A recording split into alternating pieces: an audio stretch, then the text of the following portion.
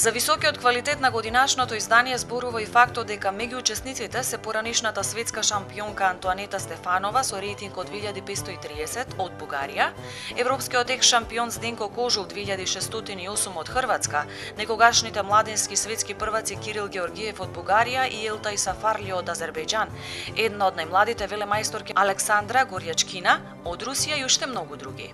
Хареса ми многу, аз не съм била в Македония вече много години. Последно бях в Охрид 2009 и много ми харесва и Скопие, станало много красив. И самия турнир смятам, че е много добре организиран, залата за игра е прекрасна, много силен турнир и пожелавам ви все така и да става все по-силен и все по-голям. За прв пат учество на меѓународниот шаховски турнир Карпош Опен зема и шахистот од Венецуела Едуардо Итуризага.